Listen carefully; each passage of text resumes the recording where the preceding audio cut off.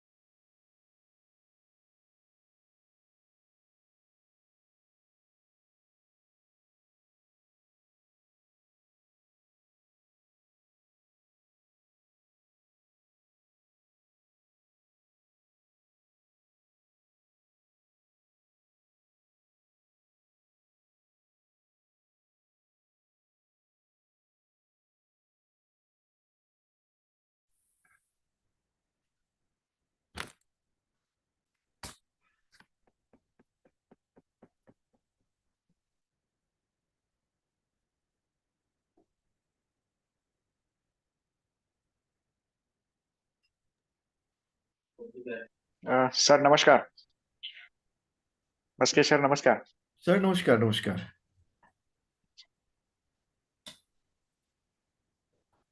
कसे आहात सर? एकदम ठीक सर. वा. सुरू करायची की पार्टिसिपेट आणखी जॉईन होत आहेत? हो सर, एक जॉईन होत आहेत काही लोक. ठीक आहे, ठीक आहे. तर एक करूयात. 2 मिनिटात सुरू करूयात आपण.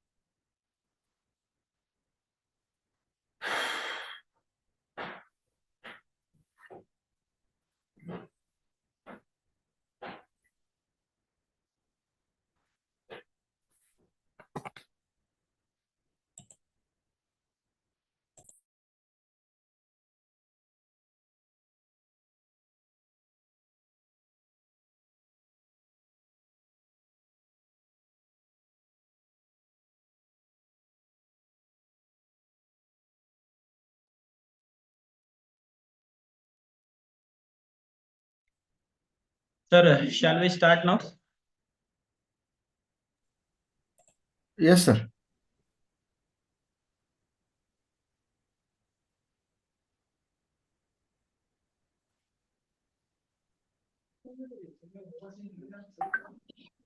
Dear participants, good afternoon, all of you. For the third session of our final day of 10-day national level research methodology workshop, we are honored to have with us a versatile and dynamic personality and esteemed academician, Dr. Dayaram Maske sir from Adarsh College, Hingoli, to enlighten us through sampling design. Sir, on behalf of Sri Saraswati College of Social Work, Washim, all the participants and organizing team, I, Ashok Wagh, warmly welcome you on this digital platform. I would like to mention here that the workshop is broadcasting via both Zoom and YouTube Live, and participants are joined us from various states across India. So, without further ado, let's dive into the insightful session, that is sampling design. First and foremost, as a protocol, I invite Professor Bankar sir to introduce our esteemed resource person. Thank you. Over to you, sir. Bankar sir. Thank you, sir. Good afternoon, everyone. It's an immense pleasure to introduce today's third session resource person, respected Dr. Dayaram Maske sir. Maske sir is a postgraduate in a public administration. Also, he is a qualified SET engineer, and he done his PhD in the topic of implementation of reservation policy in Maharashtra administration with special reference to Marathwada region. He has published 10 research papers in international journal, 12 research articles in ISBN books. Also, he has published 2 books and 1 book is going to publish. Presently, Sir is working at Adarsh College, Hingoli, as the head of the Department of Public Administration. It was a brief introduction of respected Dr. Dayaram uh, Maske sir. And now I request, sir, please enlighten us by your thoughts. Thank you. Thank you, sir. Over to you, sir. Yes. Sri Saraswati College of Social Work, Washim, which is organizing 10 days online national level workshop on research methodology, which is sponsored by Indian Council of Social Science and Research from Mumbai during 18 January, I think during 10 to 18 January.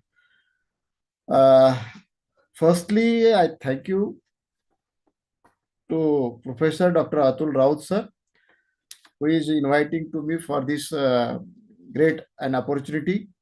And also, I would like to thank today's anchor, Dr. Professor Ashok Wag sir, as well as who has introduced to me with you Professor Dr. Uddhav Bankar sir. Now, we will start our session, but we have one change. I am discussing with you without PPT because I was engaged in my official and some personal tasks also. Today, your organizing committee has given to me a session on sampling design. Sampling design and research design both are the both side of single coin. We will start or we will discuss on both concept as research design as well as sampling design. We will discuss as introduction, objectives, introducing research design, types of research design, sampling, types of sampling, sampling in qualitative research design. After going the earlier lectures, where you heard about nuance of quantitative research in the present workshop, we will look into the framework or a blueprint that we construct to carry out of a research study. This session, we will discuss is why and how of a research design and sampling methods in quantitative research methodology. This understanding will help you in choosing a particular research design and how a sample can be drawn from a given universe so that the research is universal in its findings. Let's look into detail of understanding, formulating stages and advantages as well as disadvantages of research design. Also, we read or write or discuss about meaning, types, advantages and limitations of various aspects related to sampling. Let us first understand what is meant by research. Research simply means a search for facts. answers to questions, and solutions to problems. It is a purposive investigation. It is an organized inquiry. It seeks to find explanation and unexplained phenomena. But the task of research is sequential process involving a number of clearly delineated steps. For a scientific social research, research design and sampling are two important stages. Research design consists of series of actions or steps necessary to effectively carry out research and desired sequencing of these steps. To formulate a specific research problem constitute the first step in scientific inquiry. The formidable problem that follows the task of defining research problem is progress in the research work, popularly known as research design. Again, I'm asking to you, what is the meaning of research design? It is important for you to understand that developing research design is a challenge to the researcher because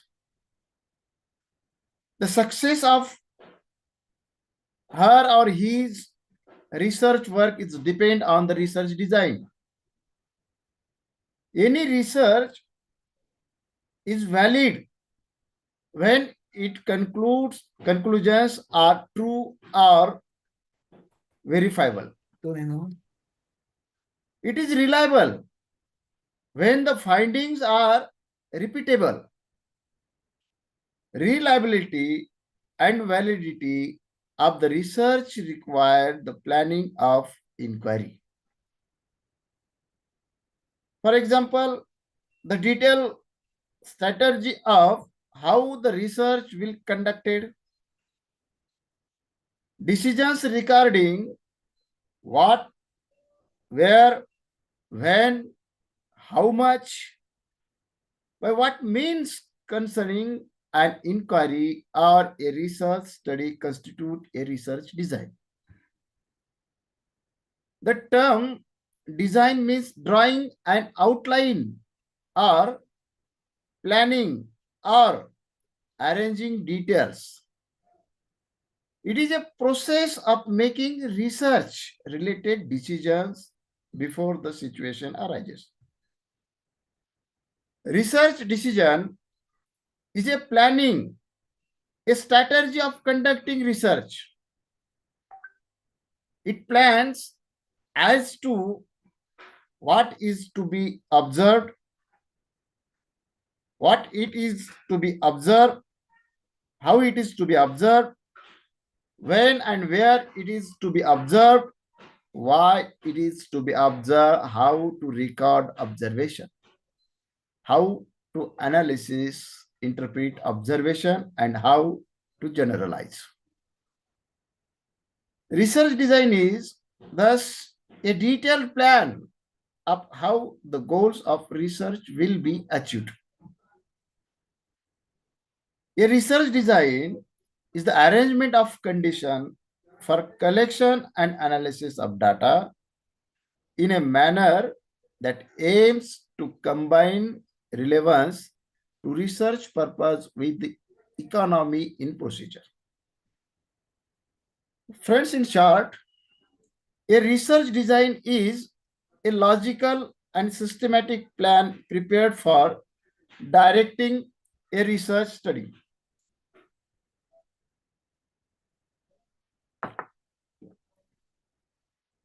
It specifies the objectives of the study, the methodology and techniques to be adopted for achieving the objectives.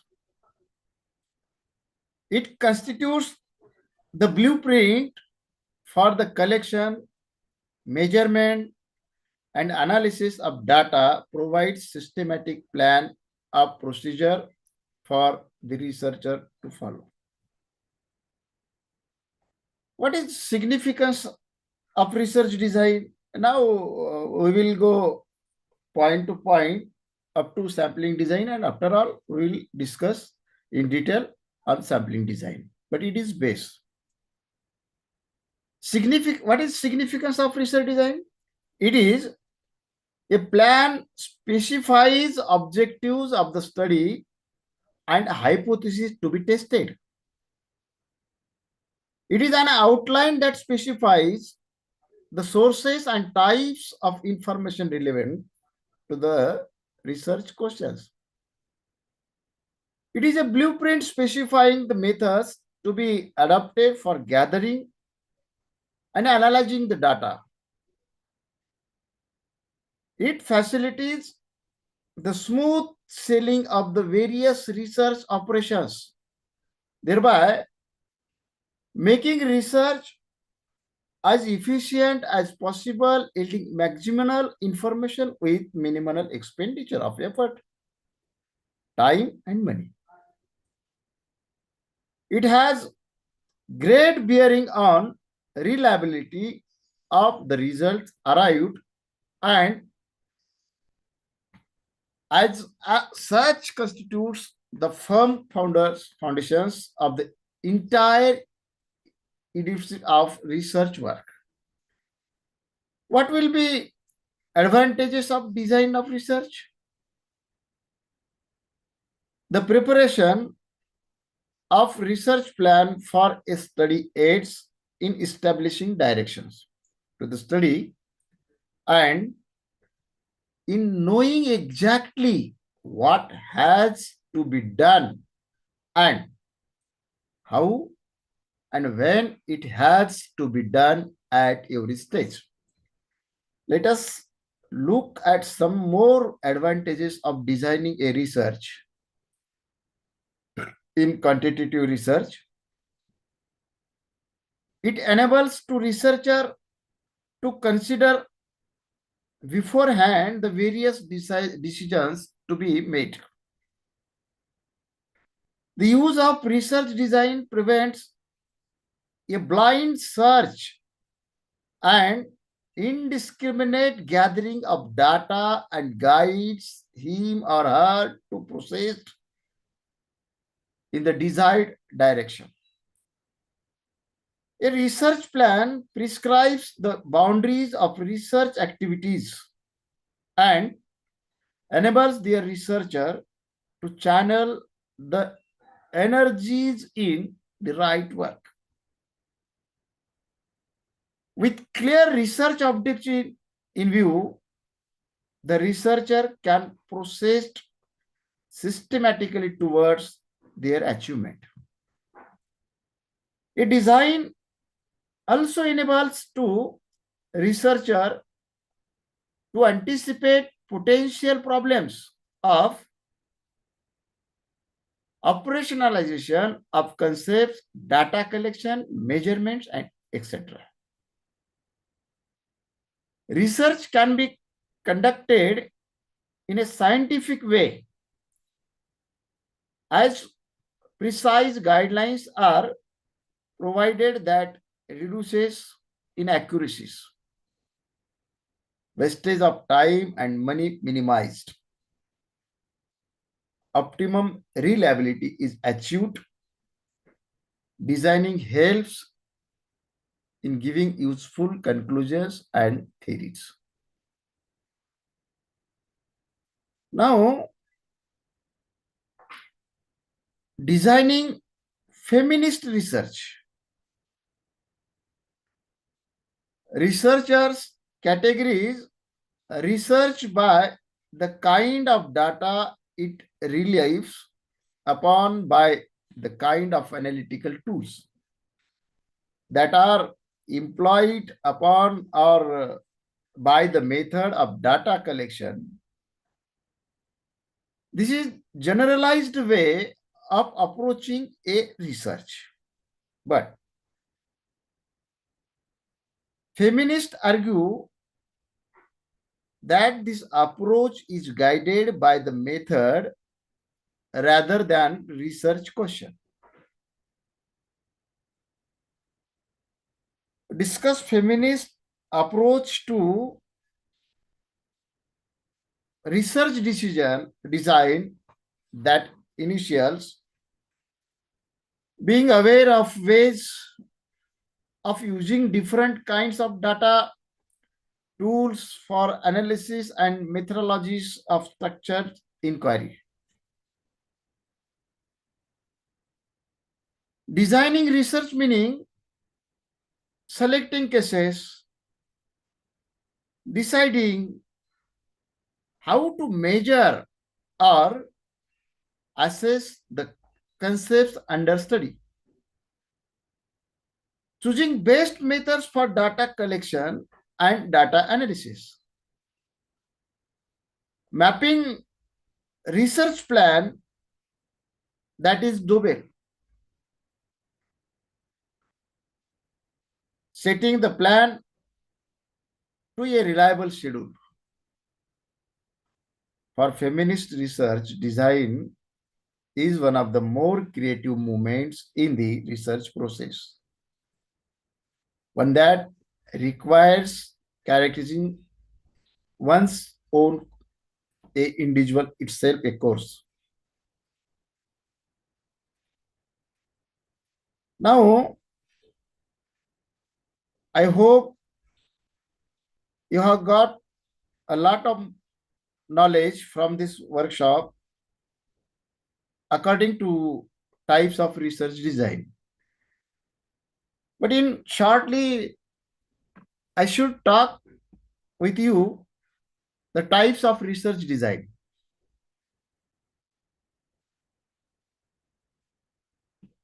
Design for descriptive research. The major goal of a descriptive research is to describe events, phenomena, and situations. Since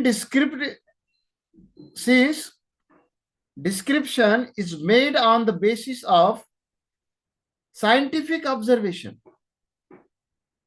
it is expected to be more accurate and phrase than casual. Generally, in a descriptive research, the data are collected in a single situation. Suppose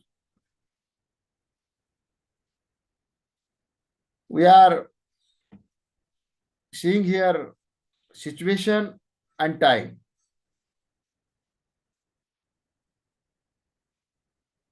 Sometimes design for explanatory research. What is explanatory research?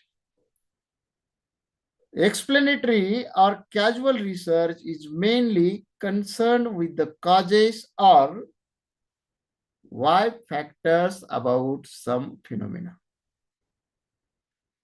It does not involve comparison and factors of change.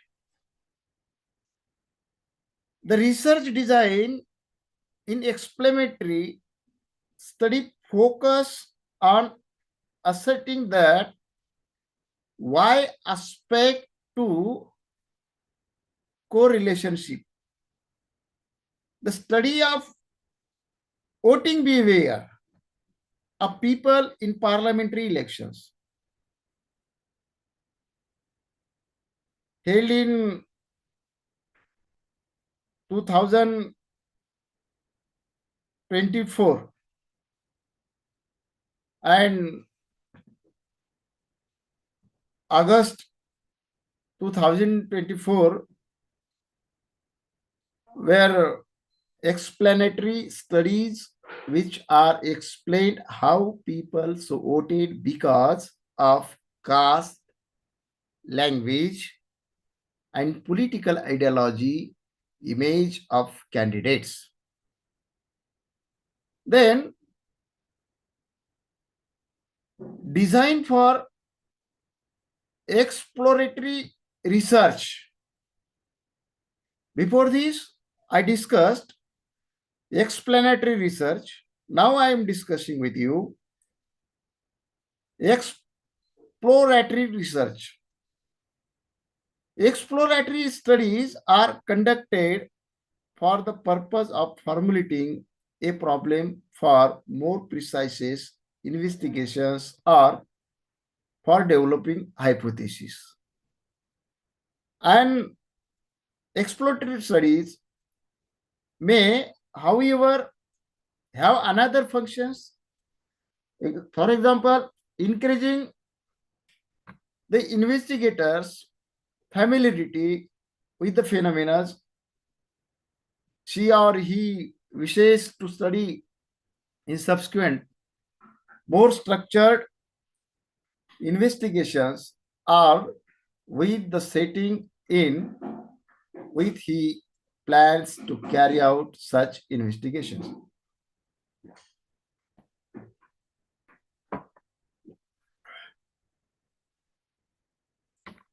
Exploratory research is necessary to obtain experience that will be helpful in formulating relevant hypotheses.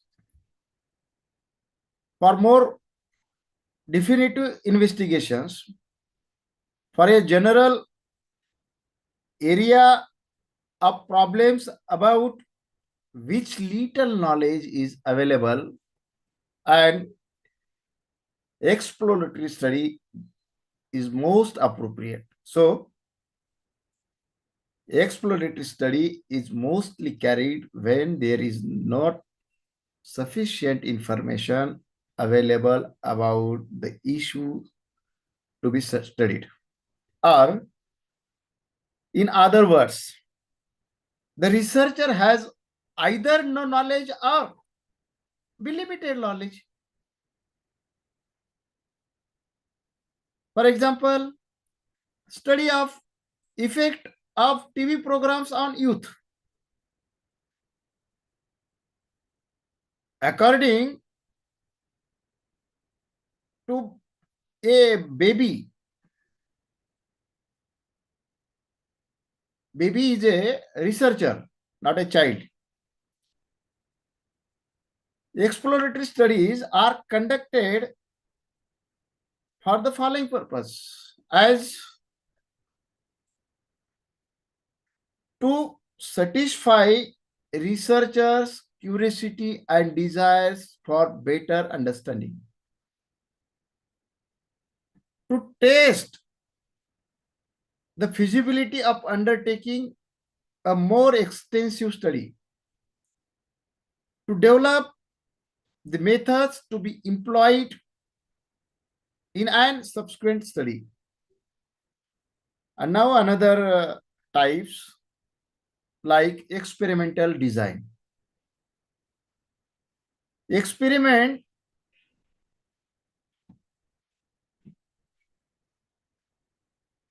are not common in social sciences but are carried out in allied fields like social psychology, or in research, or in a reach on social policy where impact of new reforms or policies need to be assessed. Here, it is important to make distinctions between laboratory experiment and field experiment. Laboratory experiments take place in a laboratory or in a controlled setting. On the other hand, field experiments occur in real life setting. For example, as in case of assessing impact of a reform or a new policy intervention in classroom, or in a community, it is more likely that gender studies research will relate to field experiments than laboratory experiments.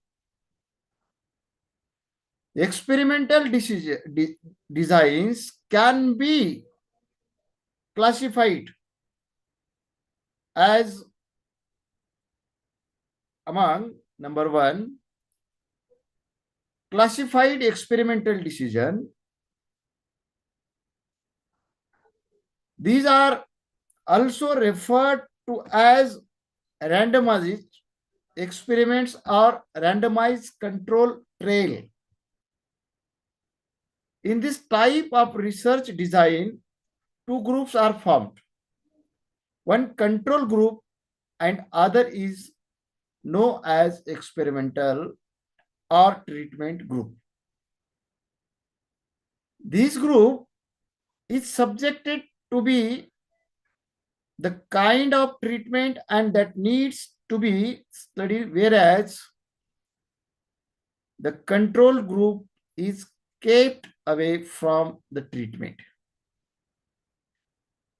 The importance of control group is to rule out any casual finding from the treatment group. This type of research design gained importance in health-related field experiments as it helps comparing the impact of an intervention with a situation of non-intervention or comparing impact of various kind of intervention. Then cross-sectional design. A cross-sectional design initials the collection of data on more than one case at a single point in time in order to collect a body quantitative or qualitative data in connection with two or more variables which are then examined to detect patterns of association. The first emphasis is more than one case, meaning variation is important for which more than one case is required. Variation may be on account of type of family, caste, religion, income, rural, urban setting, etc. This will help the researcher in making finer distinction among cases. Next emphasis is on a single point of time. Here is data collection on different variable of interest is done more or less at one point. That is, say, data collection is completed at one point of time and not in stage or in different time spans. The next point to be emphasized, quantifiable data, which is necessary to have methodological consistent methods for assessing variations leading to reliable point reference. Then we go fastly because I have sampling design, and before this we should clear among these one of the case study design. I'm discussing with you in very short. Each and every points are a individual itself, a separate lecture. One of these case study design. This type of research designs calls for a comprehensive and exhaustive analysis of a single case. Let us now look at what is understood by a case. You have heard or learned about it before these lectures. It is fairly common to associate case study with qualitative research. But Bryman argues that case study can be associated with both quantitative and qualitative studies. He cites studies by Bradsworth and Kales. They have discussed on this in 1992, where they studied vegetarians as cross-sectional design in qualitative research. But Davis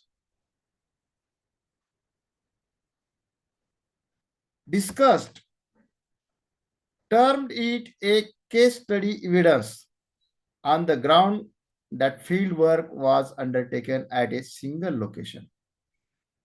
Thus,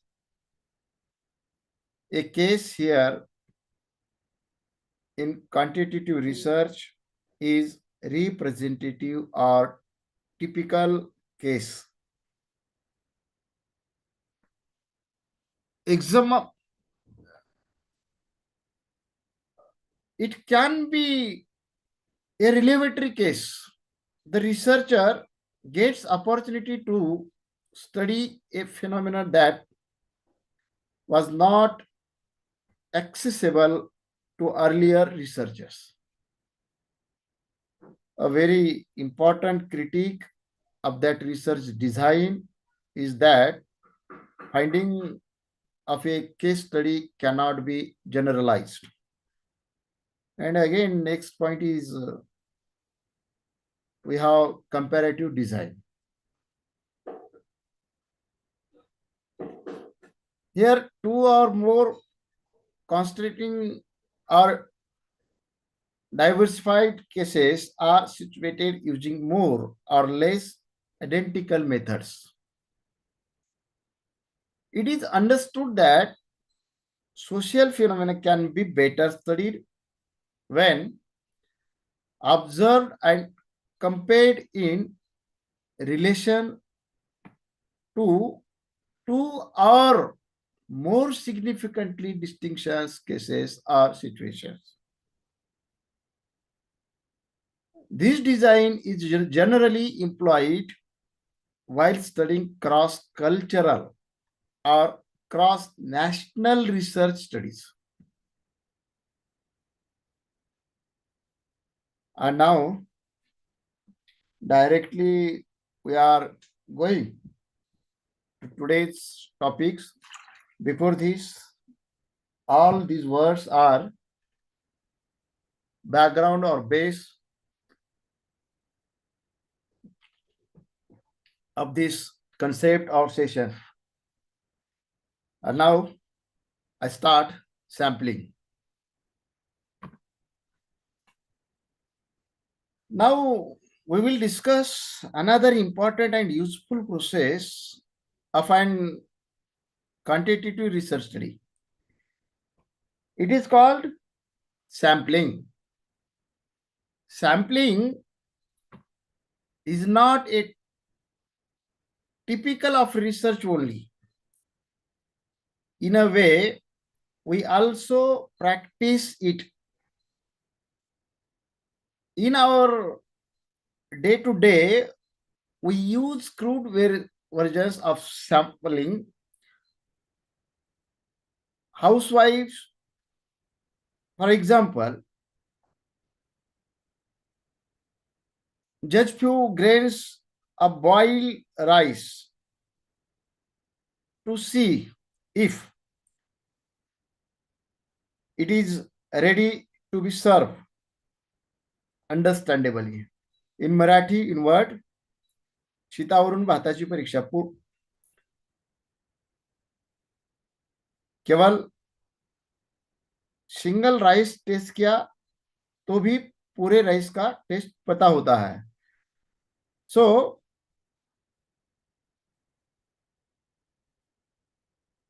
our day to day experience testifies to the fact that by and large it is possible to make some kind of general statement about the universe by observing only a few items. Example, sample. The method of selecting a portion of the universe with a view to draw conclusion about universe in Kutu is known as sampling. Sampling gives meaning and directions to scientific social research. In this section, we will discuss about what is a sample, what is the technique of selecting a sample, what are types of sampling, and lastly, what are the limitations and advantages of sampling techniques. Now we'll discuss what is basic concept and terms of sampling.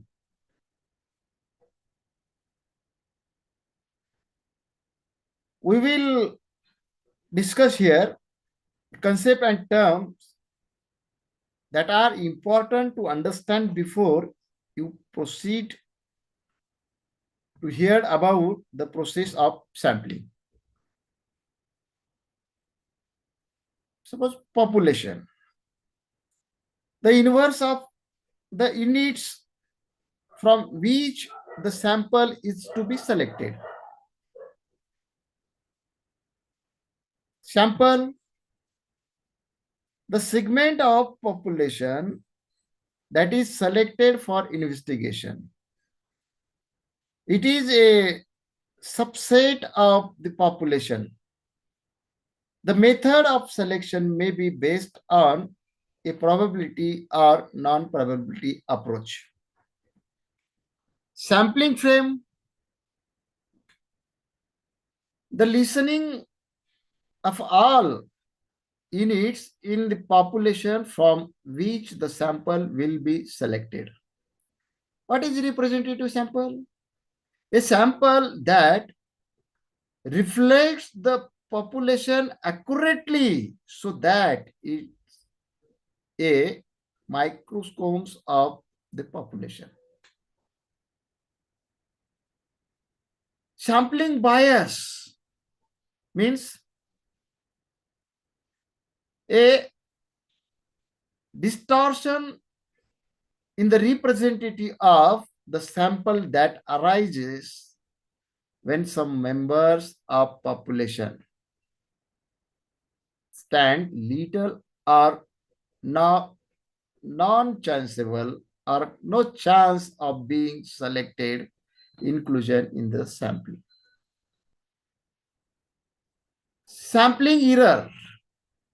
Error in the findings deriving from research due to the difference between a sample and population from which it is selected. This may occur given through probability sample has been employed. Again, non-probability error. Error in the findings deriving from research due to the difference between the people and the sample that arise either from deficiencies are in the sample frame or non-response or from such problem as poor question wording, poor interviewing, or flawed processing data. Quantitative research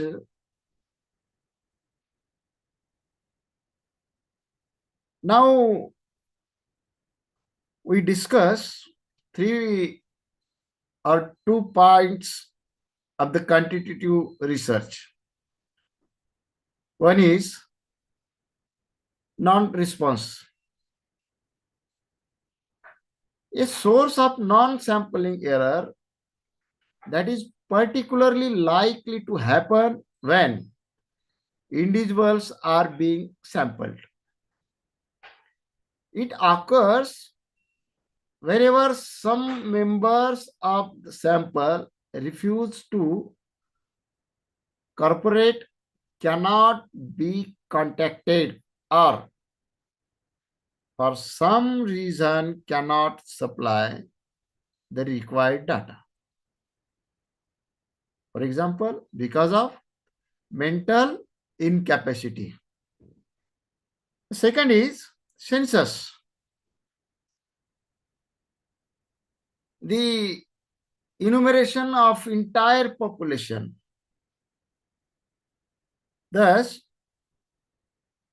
if data are collected in relation to all units in population rather than in relation to a sample of units of that population, the data are treated to census data. The phrase the census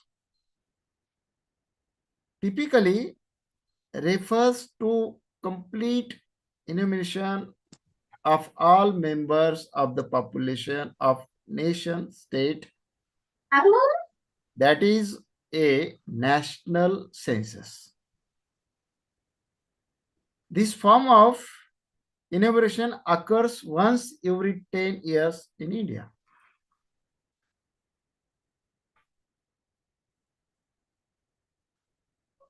Now, we are discussing the principles of sampling. The main principle behind sampling is that we seek knowledge about the total units by observing a few units and extend out inference about the sample to the entire population. The other important principles of sampling are: number one, sample unit must be chosen in a systematic and objective manner. Second, sample unit must be clearly defined and easily identifiable. Third is, sample units must be independent of each other. Sample units should be used throughout the study. The selection process should be based on sound criteria and should avoid errors, bias, and distortion. What is advantages and limitations of sampling? Let us now we should discuss on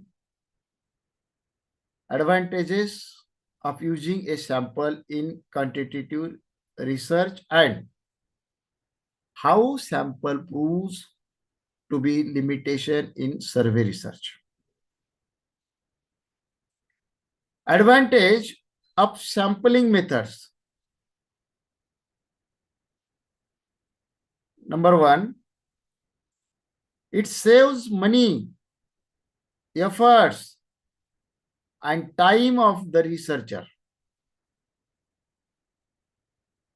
Researcher has to study only elements from the sample, so it is very convenient. Sample size is limited, so it is easy to understand the whole sample and possibility of deep study. Sample makes it easy to predict reliable conclusions. It is easy to collect facts which are based on experience. And now, what will be limitation of sample methods? While researcher is using sampling method for selecting a sample for his or her study, training is required about preparing sampling frame. Because of diversity, complexity, and changeability, sometimes sample will be prone to errors.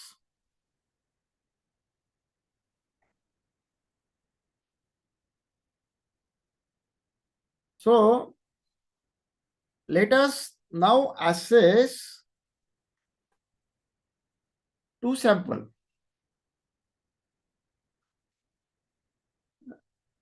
Now I discuss with you the types of sampling. There are basically two types of sampling. One is probability sampling and non-probability sampling. Probability sampling is one in which every unit of population has an equal probability of being selected for the sample. It offers a high degree representation. However, this method is expensive, time consuming, and relatively complicated since it requires a large sample size and the units selected are usually widely scattered. Second is non-probability.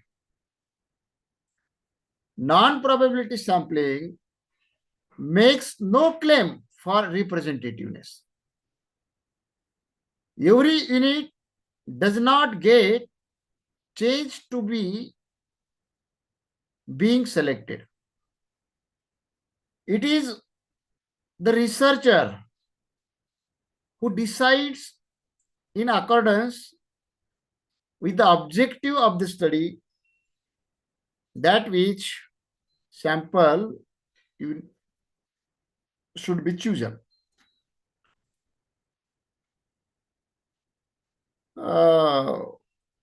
We discuss here probability sampling. Probability sampling today remains the primary method for selecting large representative samples for social science and business researchers. Probability sampling requires conditions to be satisfied as number one, a complete list of subjects to be studied should be available. Second, size of universe must be known. Third, desired sample size should be specified.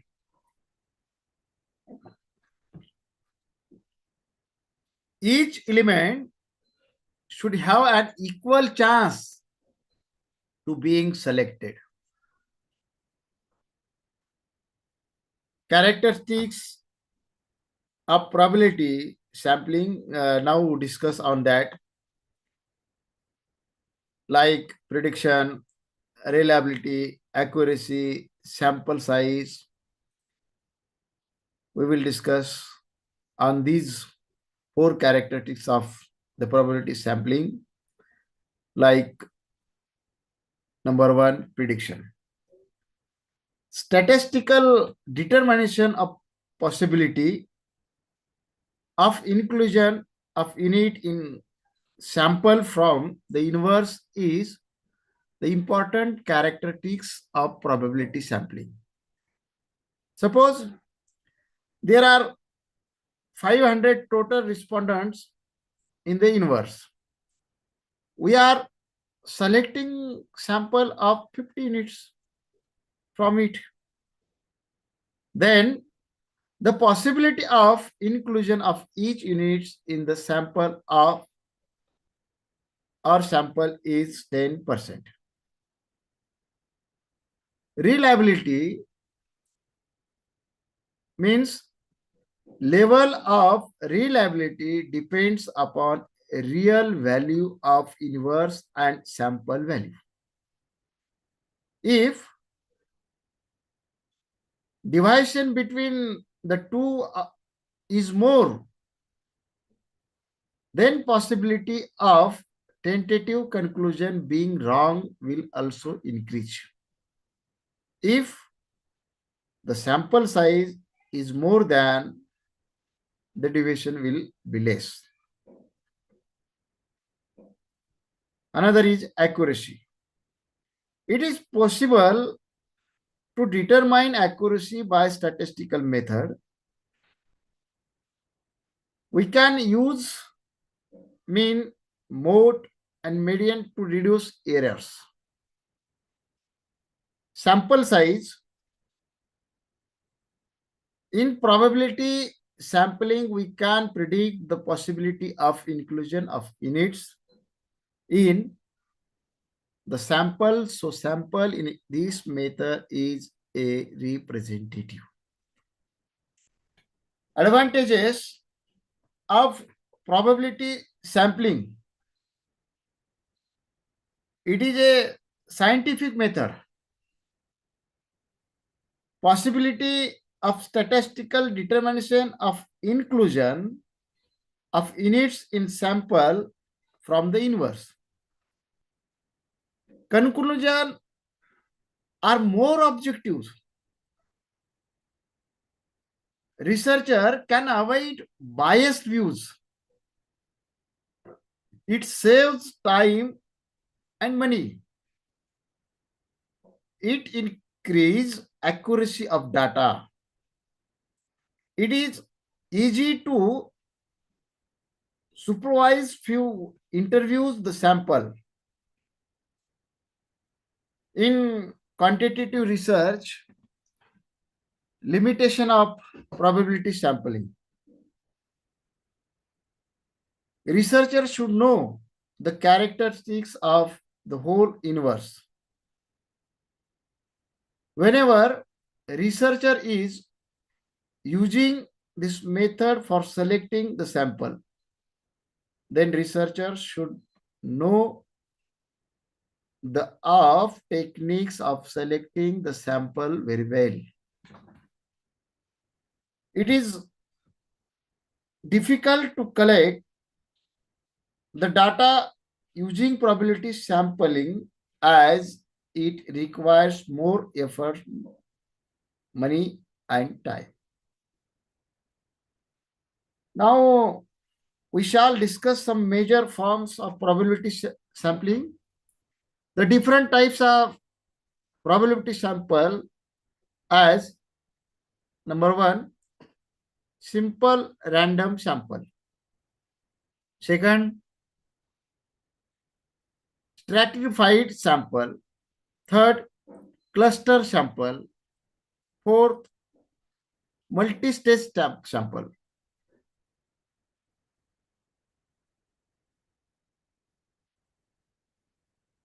I explain one by one. Firstly, simple random sampling. In this sampling, the sample units are selected by means of a number of methods like lottery method, trip methods, and grid method.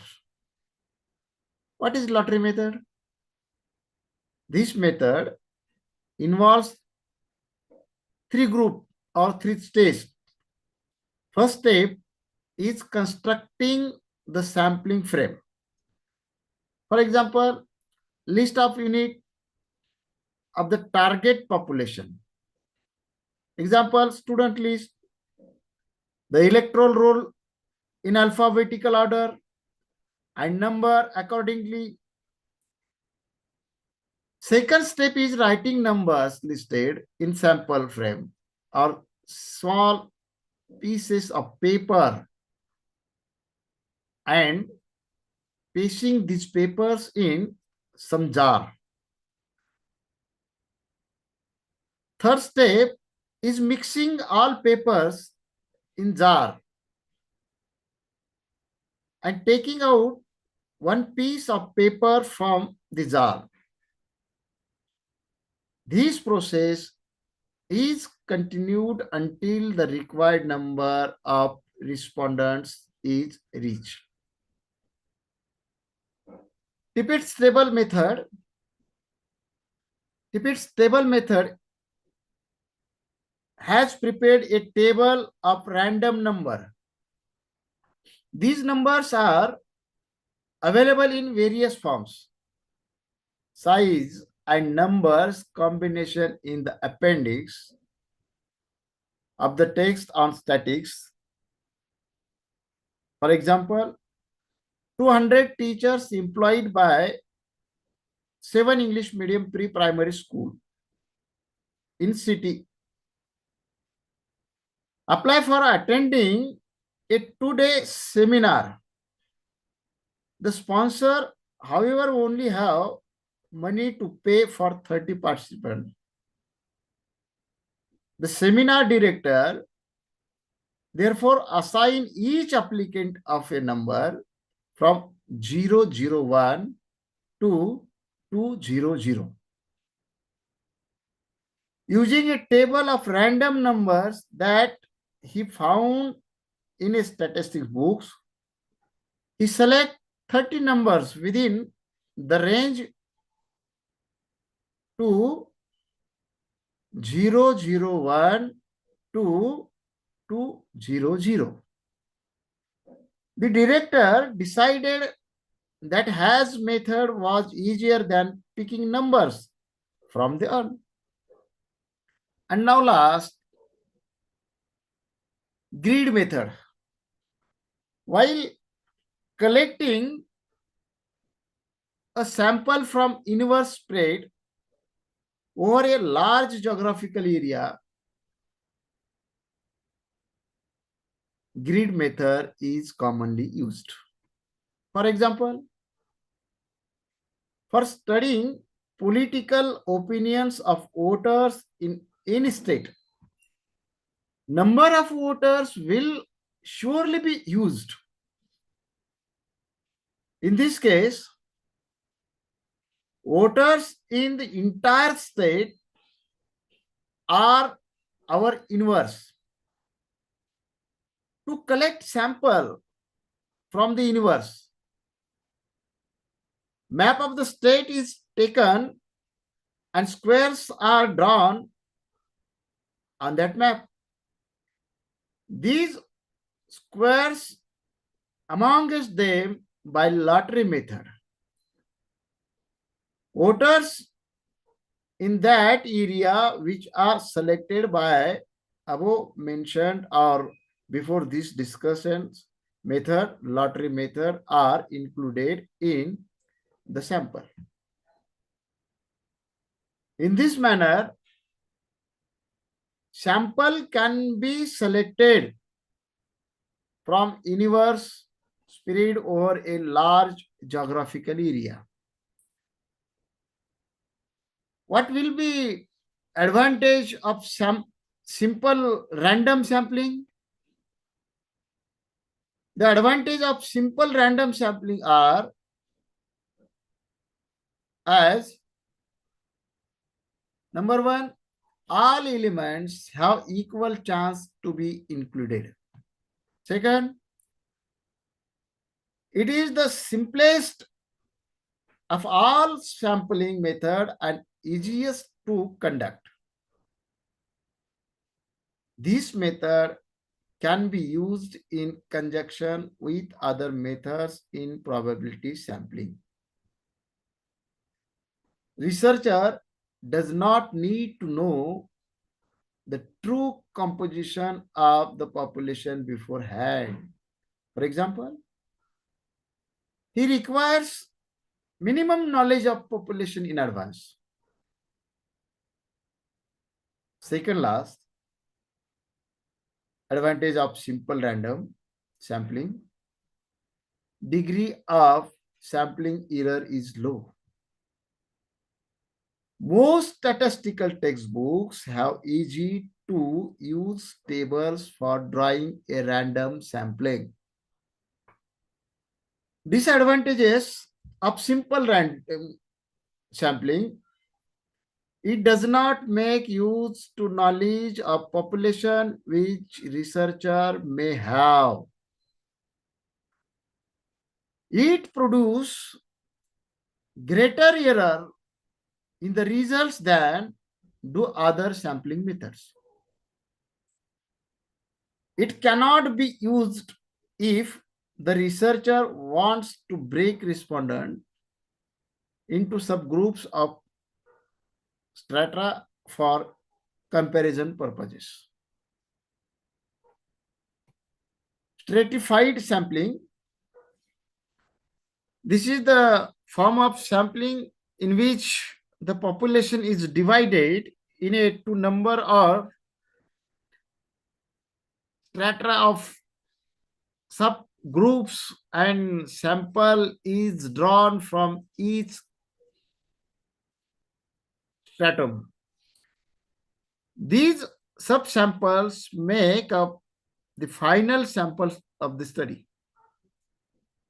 It is defined as the method involving dividing the population in homogeneous strata and then selecting simple random samples from each of the stratum. The division of the population into homogeneous strata is based on or more criteria. For example, sex, age, class, educational level, residential background, religion, occupation, like this. What is the advantage of stratified sample? Sample chosen can represent various groups and pattern of characteristics in desired population. It can be used for comparing subcategories. It can be more precise than simple random sampling. What is disadvantage of stratified sampling? One is it requires more effort than simple random sampling. Second is it needs a larger sample size than simple random sample to produce statistically meaningful results, because each stratum must have at least 20% of make statistical comparison meaningful. There are two types of stratified sampling. Number one, proportionate, and second, disproportionate. The former is one of in which the sample unit is proportionate to the size of population, while the latter is one in which the sample unit is not related to the unit's must target population. The advantages of proportionate stratified random sampling are: number one, representation is enhanced. Second, sampling error is reduced. And third, comparison of different strata becomes possible. The disadvantages of these methods are: it is somewhat complex method of determining a sample. It involves more time to obtain elements from each strata. And now last, the number of classification errors increase with more strata. A stratified sample is used when the researcher wishes to select a sample with a particular trait of characteristics. That is to say, when the researcher wants to examine the relationship between two variables or stratified samples is used to in research. For example, in a study of women with different level of incomes, the researcher selects women randomly with different strata of levels of income. Before randomly selecting the subjects, the researcher divides the population into three levels: low income, middle income, and high income. Stratified samples are likely to be more representative on many variables than sample random sample. Now another types of sampling is cluster sampling. We are listening a lot of cluster universities, but here is cluster sampling.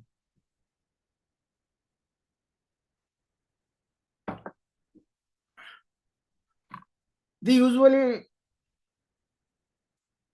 sampling procedure is to select on one element or subject at a time. This is very time consuming and tedious when a large sample is needed. Further, a researcher must have a complete list of elements in population which may not always be available. In order to avoid this problem, a researcher selects the sample in groups of categories. This procedure is called cluster sampling. In cluster sampling, we can divide the state and districts, revenue divisions, and villages, as well as select clusters or groups of people from these areas. Multi-stage sampling is another types. A nationwide studies where the sample size is large, researchers needs to use sampling methods that are more complex than simple random sampling. A form of cluster sampling which is used in more complex survey research designs is called multi-stage sampling.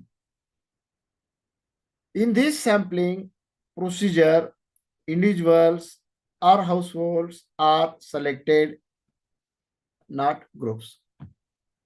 For example, in a study of the health care available to women in South India, a cluster of districts in the state of South India are selected. This cluster is narrowed down by selecting a revenue division or block within a cluster. Next, the households in the area are listed out for the study. The multi-stage sample is selected by including the third or fifth household as in systematic random sampling. Multi-stage samples are useful when comparative studies are conducted to understand the population characteristics in a nationwide survey. The cost of sampling can be reduced if clusters are carefully selected. Got it? Then, non-probability sampling. In many research situations, particularly those where there is no list of persons to be studied is useful.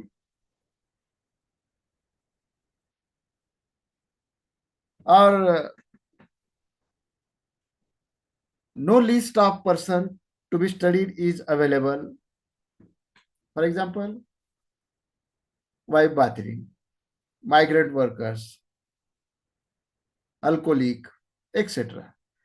Probability sampling is difficult and inappropriate to use. In such researches, non-probability sampling is the more appropriate one. We have discussed about characteristics, advantages, and limitations of probability sampling. Now, we will discuss about characteristics, advantages, and limitations of non-probability.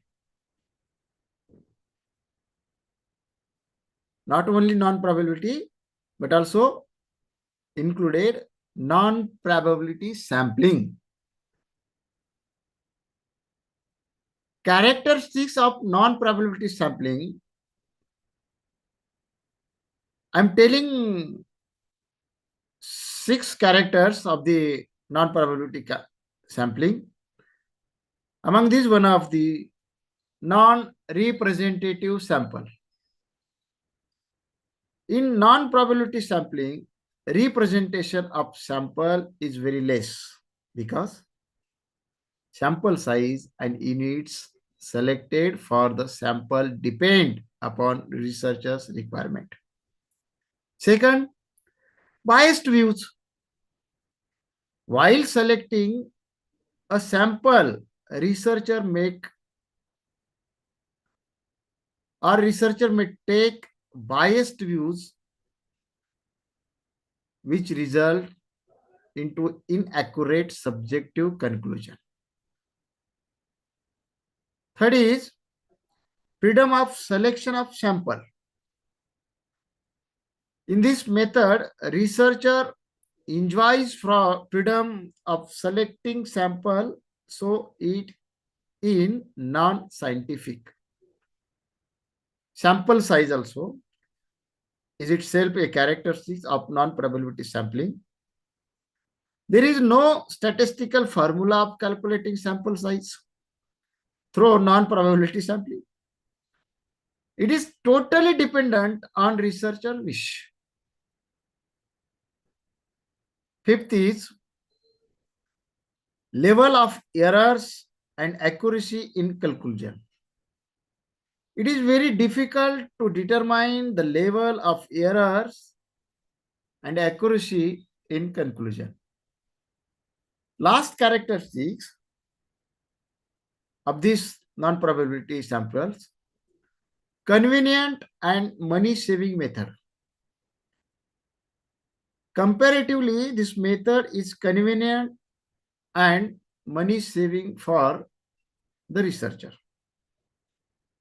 Non-probability sampling procedures do not employ the rules of probability theory and also do not claim representativeness and are usually used for qualitative exploratory studies. Non-probability sampling are of the few points here also, like convincing sample. Convinced sampling means this is also known as accidental sampling. In this sampling, the researcher studies all those persons who are most conveniently available or who accidentally come in his or her contact during this certain period of time in the research. For example, the researcher is engaged in a study a postgraduate students might visit in the university canteen, library, departments, playgrounds, and interview certain number of students. The most obvious advantage of convenience sample is that it is quick and economical. Its main disadvantage is it may be a biased sample. Convenience samples are best utilized for exploratory research when additional research will subsequent to be conducted with a probability sample. Purposive sampling. In the sampling, also known as judgmental sampling, the researcher purposely chosen person who in his judgment process appropriate characteristics required of the sample numbers are thought to be relevant to the research topic and are easily available to him. For example, suppose the researcher wants to study beggars. He or she knows 3 areas in the cities where beggars are found in abundance. He or she visit only these 3 areas and interview beggars of her or his choice and convenience. Quota sampling also. In quota sample, the researcher needs to include a certain proportion of subject with a specific quality. For example, a researcher is interested in finding out how women who have access to internet differ in their television watching habits. May know that only 10% of the total women population have access to internet. Therefore, the sample selected by the researcher may have 10 women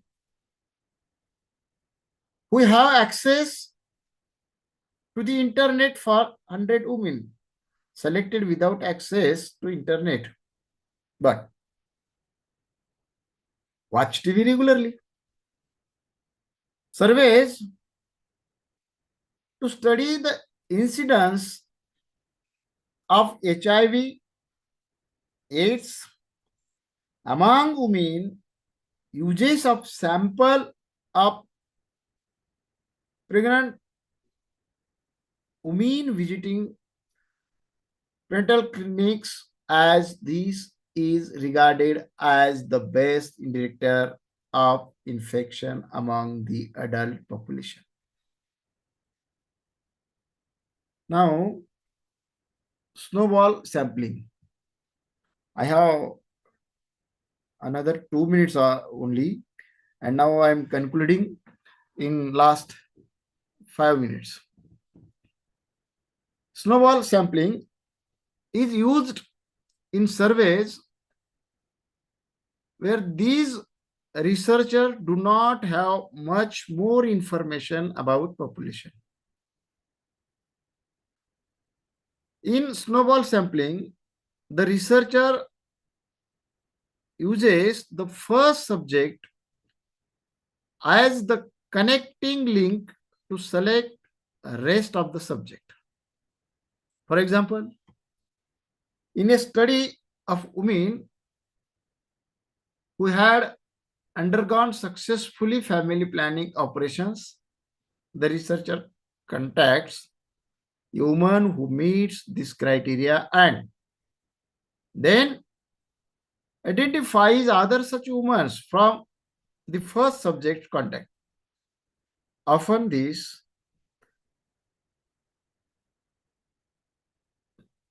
techniques is useful when it is hard to locate subjects who meet specific criteria set by the researcher to select sample.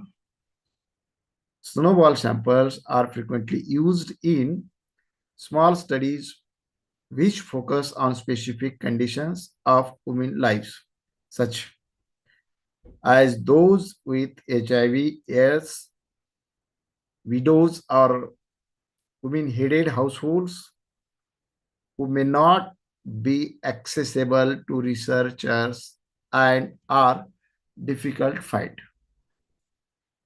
Advantages of non-probability sampling. Non-probability sampling is useful whenever probability sampling is difficult to use and there is no alternative. It saves money and time. It is useful in descriptive and exploratory types of research. While selecting a sample, a researcher may take biased views. Sample selected by non-probability sampling may not be representative. Conclusions drawn from the research can be misguiding, especially while selecting sample by using convincing method. In this method, it is very difficult to state the level of reliability and accuracy. Finally, I hope within 2 or 3 minutes, I will finished.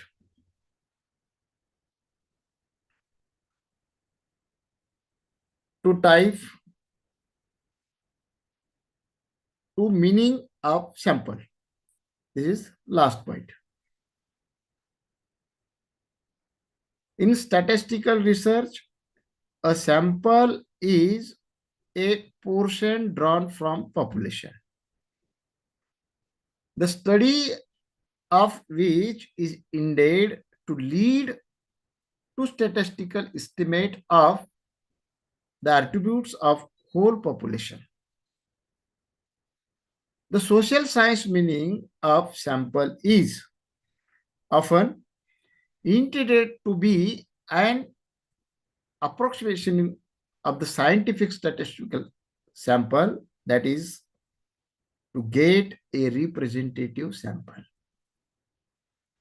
However, in the studies that use or few cases, the meaning of sample is better captured in the way it is. First meaning, act of incident, a fact, incident, story, or supposed case which serves to illustrate, confirm, or render credible some proposition statements. These general meanings of sample are quite different from the statistical sample. We expect the learn about the other cases in the population, form of illiteracy. Both meanings can be found in feminist research.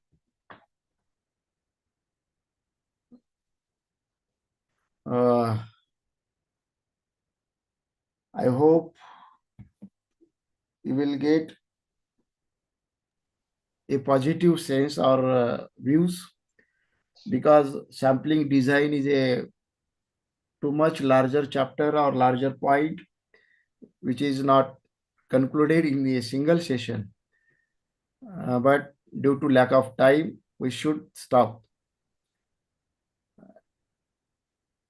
Saraswati College and organizing committee has created an opportunity to me for this platform. I would like to thank to all organizers, ICSSRs, and especially I would like to thank to Dr. Atul Raut sir, all participants. Thank you. I should stop here. Thank you, sir. Thank you very much. Sir अभी within 5 minutes valedictory session शुरू होने वाला है, आप भी जुड़े रहिएगा। और sir, hello sir, question answer session जो है, हेलो सर, हाँ, I am going to my kids' school for parent meeting. This time was not better for me, but I promised to Atul sir, so I stay here. Thank you, thank you, thank So you. please permit me. Okay, sir. Okay. Just a minute, sir. I would like to invite Dr. Sandani ma'am to propose vote of thanks for the session. Sandani ma'am, over to you. हाँ sir, आवाज आ रही है sir? Ji,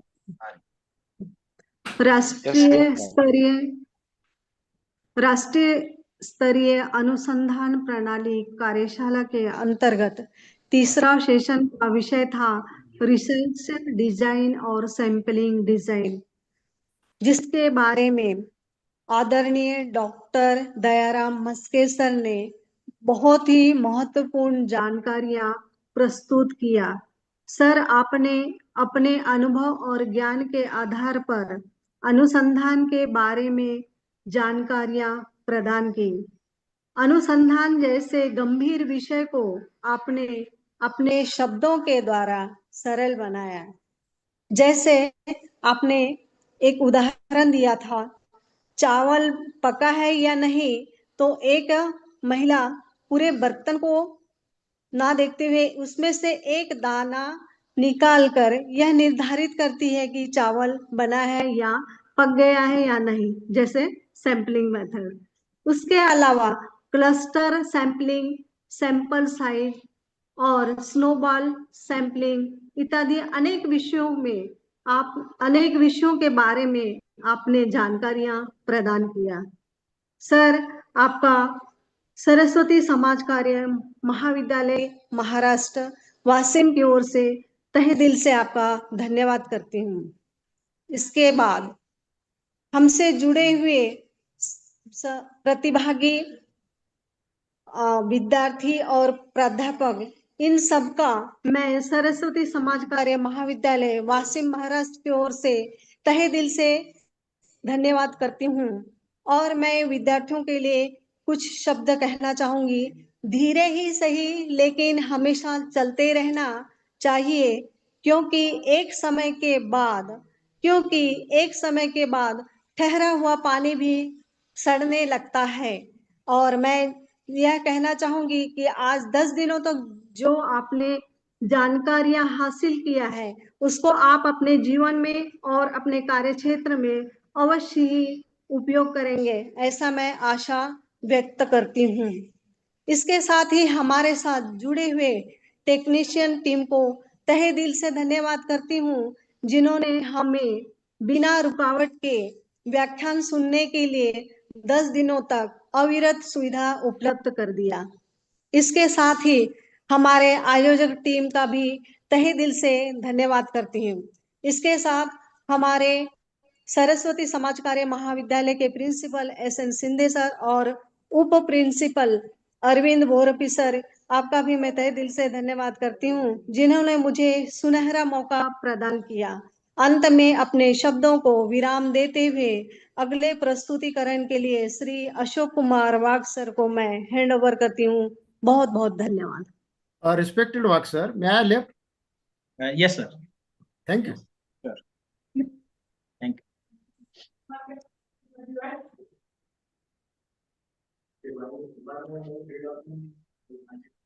Hello, you. Mark sir. Yes. Where we have next session? Dear participant, our much awaited session, that is valedictory session, is going to start within 5 minutes or shortly.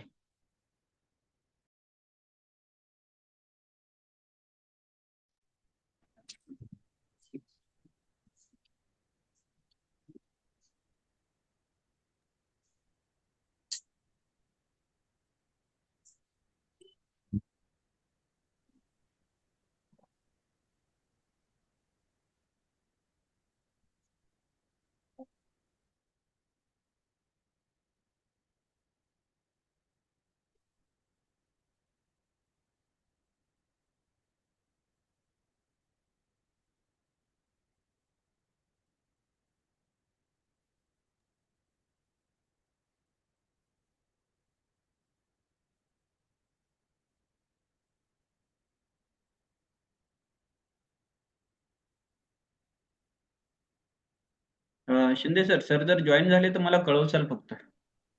कोणालाही कळालं तरी मला सांगा. हो हो चालेल. मी को होस्ट करतोय सरांना. नाहीतर तुम्हाला को होस्ट करतो मी लगेच. तुम्ही सर जॉईन झाले तर तुम्ही त्यांना करू शकता. नाही मला नको करू बनकर सरांनाच करा मी लॅपटॉपवर आहे जॉईन. ठीक आहे.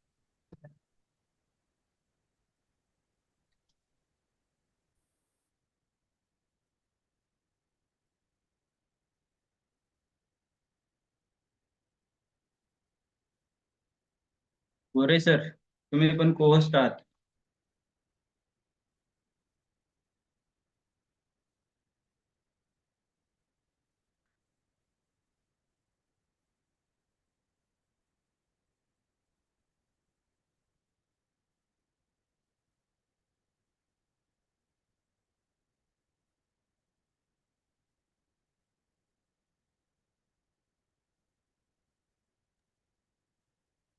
Hello sir. हा बोला. 2 minutes. बोला ना माडी सर बोला. Sri Saraswati College of Social Work, Washim, organizing 10 days online national level workshop on research methodology. I express my sincere gratitude to them and the knowledge that all participants gained about research methodology in this 10-day workshop cannot be expressed in words. So thank you again to the organizers. Thank you very much sir.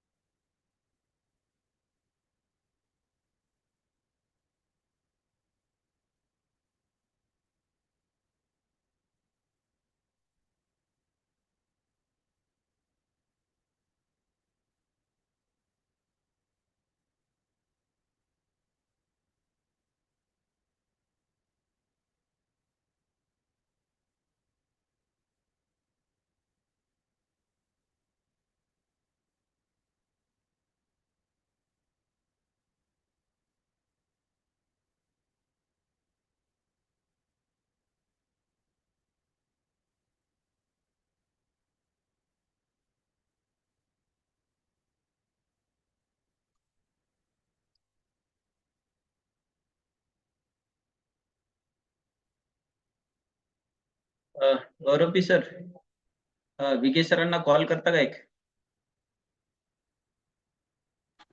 हा sir. Vike सरांना call करा ना एक.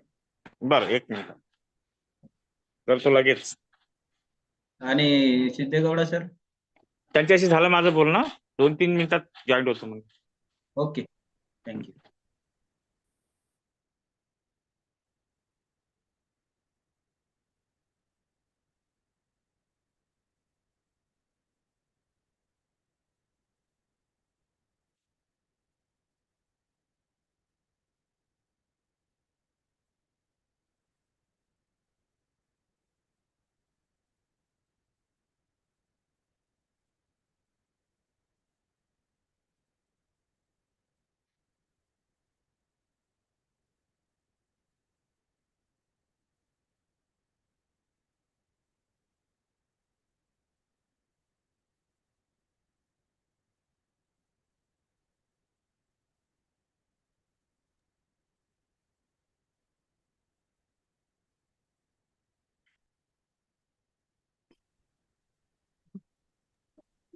Sir join झालेले आहेत Siddegowda sir.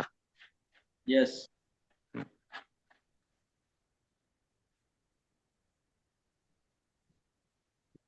Sir is co host now.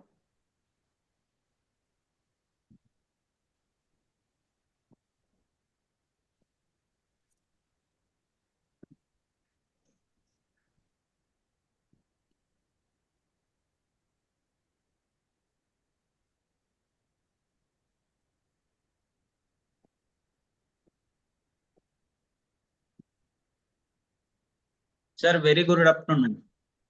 Very good afternoon.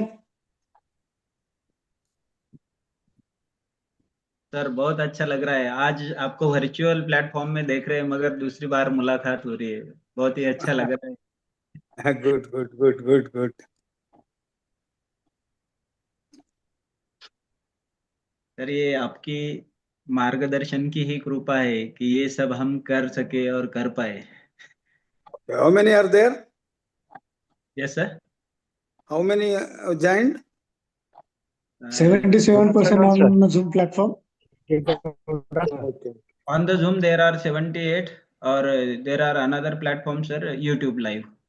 There are Okay. participants from various states.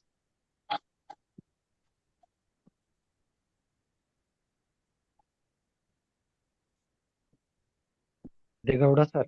Good afternoon. Good afternoon. Good afternoon. How are you, sir? Fine, fine. Thank you. Well,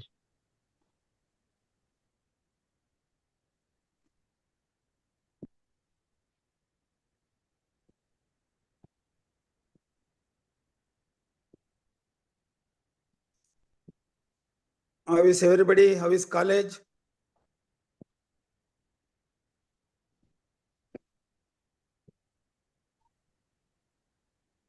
Everybody is fine, sir. fine, sir. Fine. Good, good. Vege sir नमस्कार. Wagh sir Vege sir पण join झाले आहेत. नमस्कार नमस्कार सर. Namaskar, namaskar.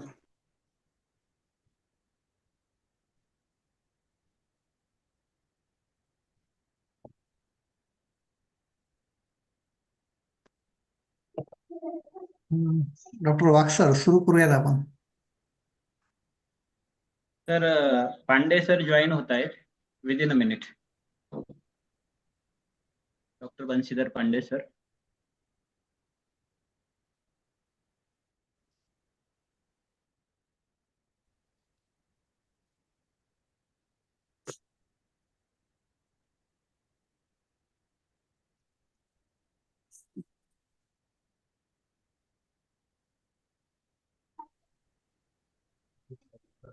Vijay sir, good afternoon and welcome. Good afternoon sir.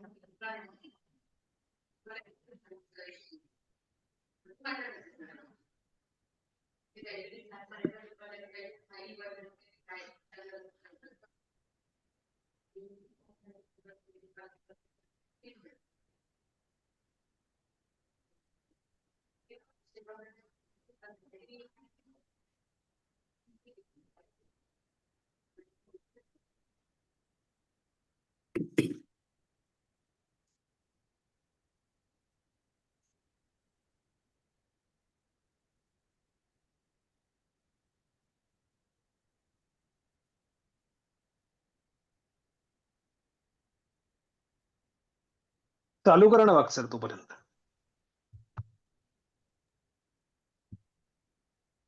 Wagh sir सुरू करून घेऊ.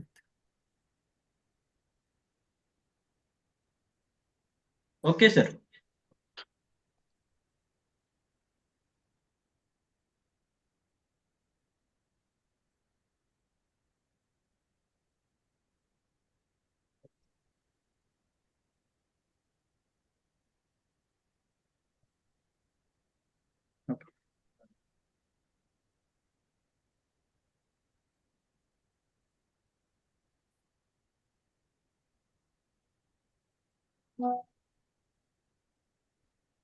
Good afternoon everyone.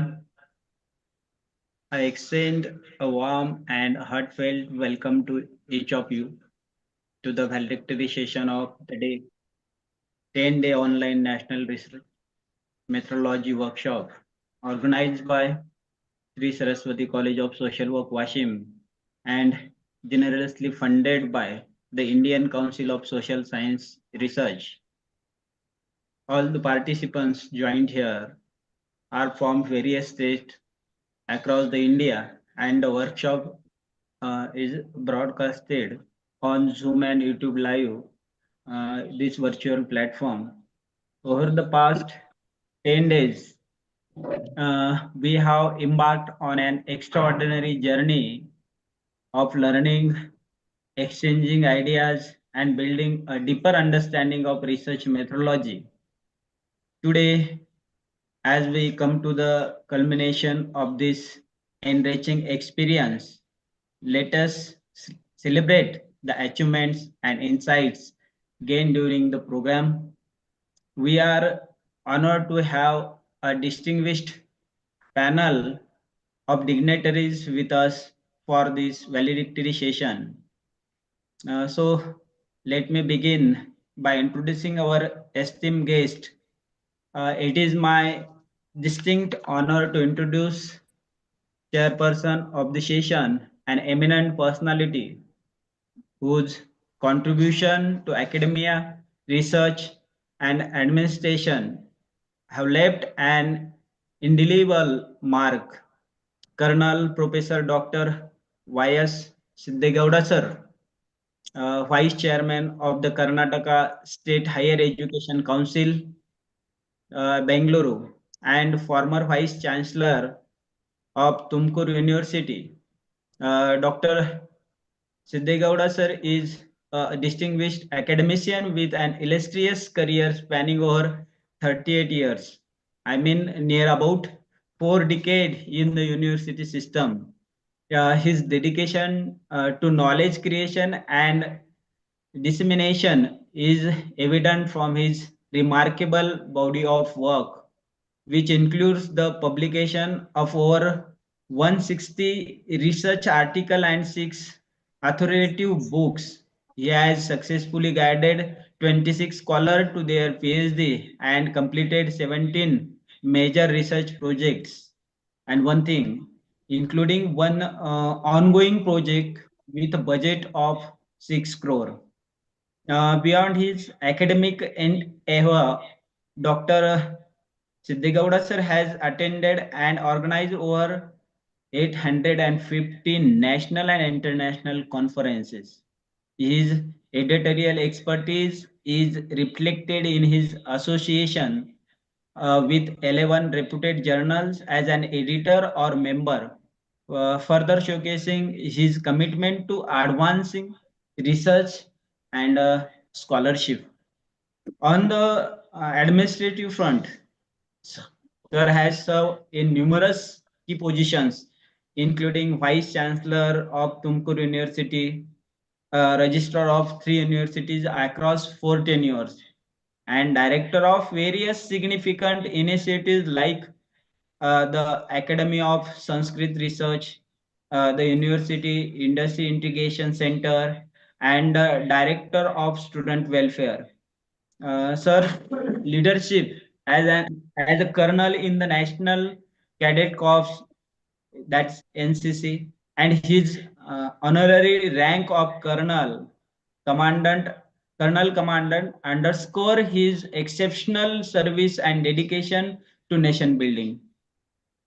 Sir's exceptional contribution have been recognized with numerous awards and honors. He has been conferred with titles such as the most dedicated Vice Chancellor, Outstanding Academic Leadership, and Lifetime Achievement Award for his extraordinary contribution to education. He is also a recipient of the prestigious Karnataka Science and Technology Academy Award and the title of National Fellow from the National Institute of Personnel Management, among many others. So, ladies and gentlemen, it is not every day that we meet a visionary leader whose contributions span education, research, administration, and community service. Please join me welcoming sir. Sir, I warmly welcome you on behalf of my college participants and organizing team. Thank you for being with us. Thank you very much. Thank you very much. And it's my pleasure to introduce our eminent chief guest, a distinguished academician and accomplished scholar, Dr. Prashant Vighe sir, head of the Department of Political Science and multifaceted educator with expertise in multiple disciplines.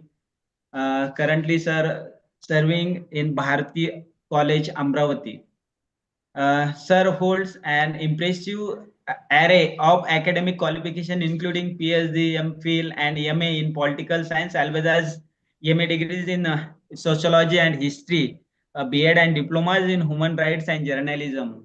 All this, his diverse educational background reflects his commitment to interdisciplinary learning and intellectual excellence. Sir also has a outstanding record of achievements, and like he is successfully guided 4 students to complete their PhD, authored 30 books, and contributed 15 chapters to edited volumes. Also, sir published 39 research papers in esteemed journals, and as well as delivered 55 invited talk at college and serve as a resource person at 17 national level events. In addition to his academic contribution, sir has served as an NSS program officer for 6 years, demonstrating his dedication to fostering social responsibility and leadership among students. Under his guidance, the Political Science Research Center boosts an intake capacity of 14 scholars. Sir has played a vital role in organizing academic events, state level conferences in 2021, 5 national level conferences, and 6 level university level conferences.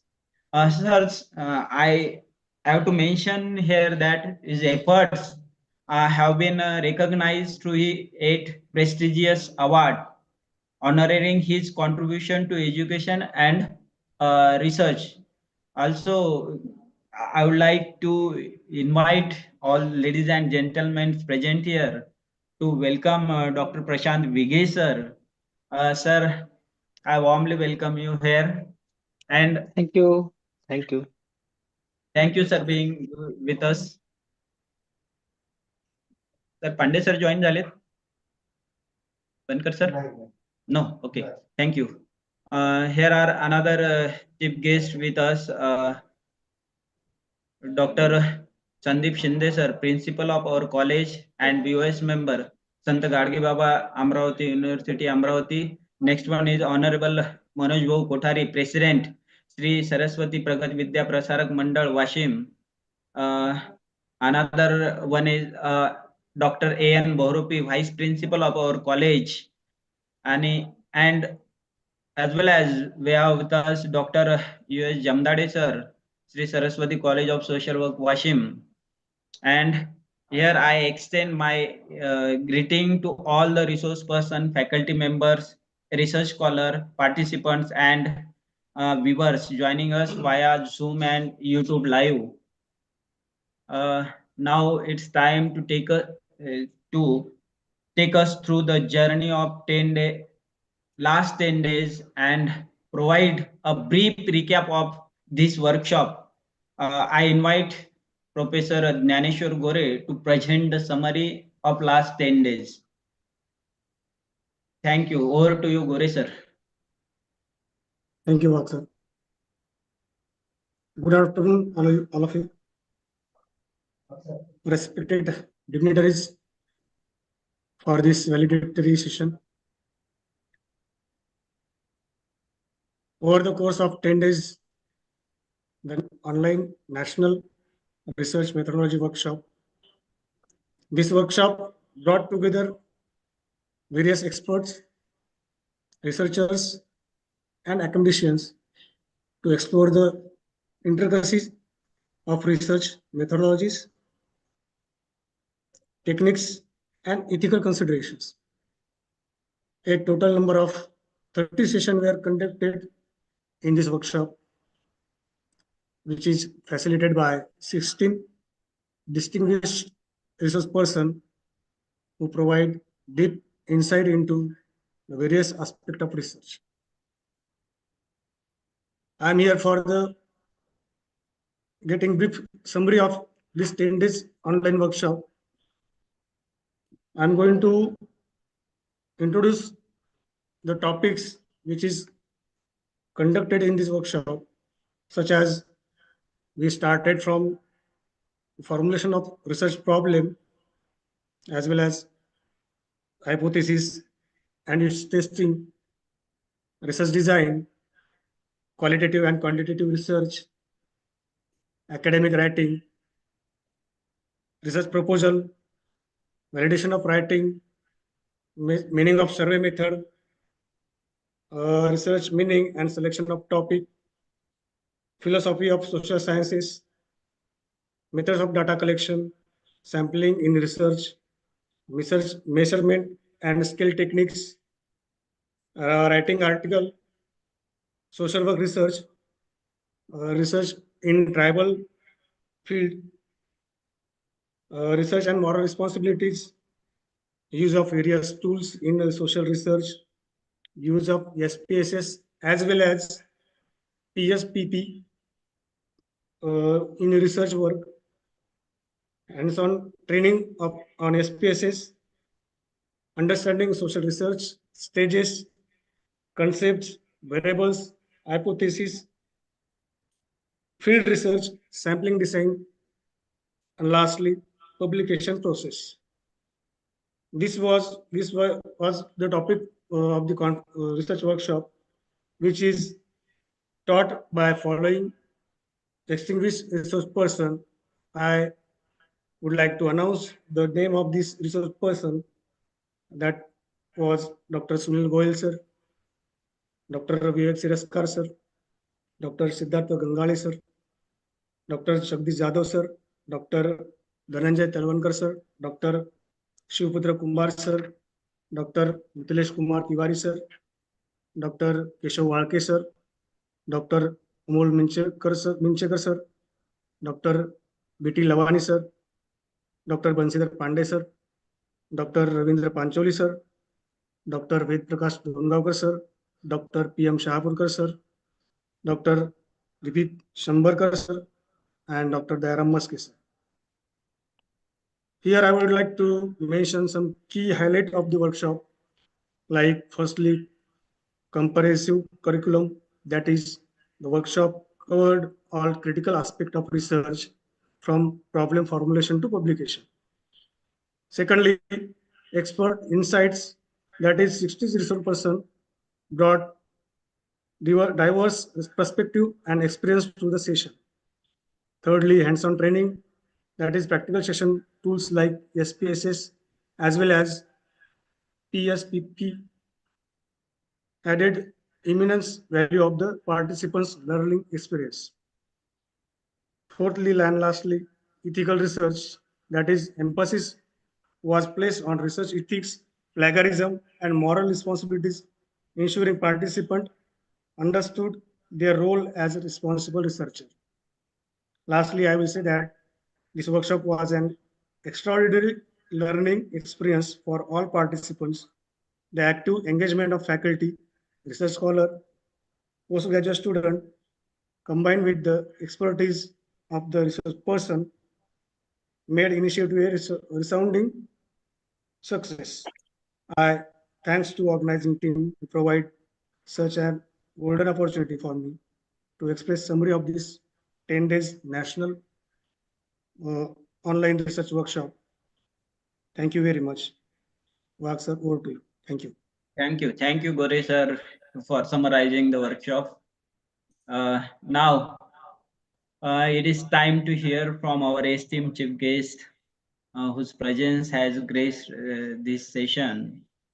Now I would like to, or it my privilege to invite our esteemed chief guest, the Senate member, Sant Gadge Baba, Amravati University, Amravati, Dr. Prashant Vighe, sir, to share his insights. Vighe, sir, please over to you.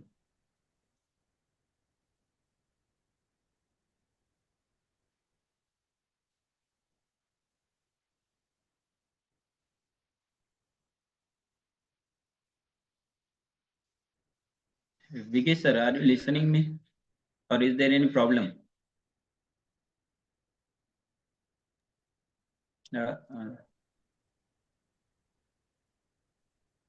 Then another chief guest, there is Honorable Mr. Manoj Bhau Kothari, President Sri Saraswati Pragat Vidya Prasarak Mandal Washim. Due to some official reason, our president couldn't connect to us, though she left a message for us. So I invite Professor U.S. Bankar to carry a motivating message for our participants. Sir, please, over to you. Thank you, sir. As Vak sir said, our Honorable Manoj Bhau is not joining this valedictory section due to personal reason. So I am going to reading his message. Honorable Chairperson, Colonel Professor Dr. Y.S. Vijayagowda sir, respected Dr. Prashant Vighe sir, Principal Dr. S.N. Shinde sir, Vice Principal Dr. A.N. Bhurupi sir, Professor U.S. Zamdade sir, dignitaries, esteemed resource persons, faculty members, resource scholars, students, and dear participants. A very good afternoon to everyone present here. It is a moment of great pride and honor for me to address the valedictory session of the 10th day online National Research Methodology Workshop organized by Sri Saraswati College of Social Work, Washington, with the generous support of ICSSR. This workshop held from 7th January to 18th January 2025 has been a remarkable initiative aimed at empowering young researchers, postgraduate students, and faculty members with the essential tools and techniques of research. Organizing such an event on a national scale requires meticulous planning, collaboration, and dedication. It would like to extend my heartfelt gratitude to the organizing committee, teaching and non-teaching staff. The last 10 days have been a treasure trove of knowledge with 30 enriching sessions delivered by 16 eminent resource persons from various fields. These sessions have provided participants with deep insights into a research methodology, equipping them with the skill to conduct quality research and contribute to the advancement of knowledge. I am pleased to learn about the enthusiastic participation of faculty members, research scholars, and students from across different states of India. Your active engagement has been the true essence of this workshop. As we conclude this workshop, I urge all participants to apply the knowledge and insight you have gained here your academic and professional journey. Remember, research is a continuous process of learning and discovery. Let this workshop be the stepping stone for your future endeavor. And many you contribute significantly to your respective fields and to the nation's progress. I once again congratulate the organizing team for successfully conducting this workshop and thanks all the resource persons for sharing their expertise. My heartfelt thanks to the participants for your active involvement, which made this workshop so dynamic and impactful. Wishing you all the best in your research journeys and future endeavors. Thank you.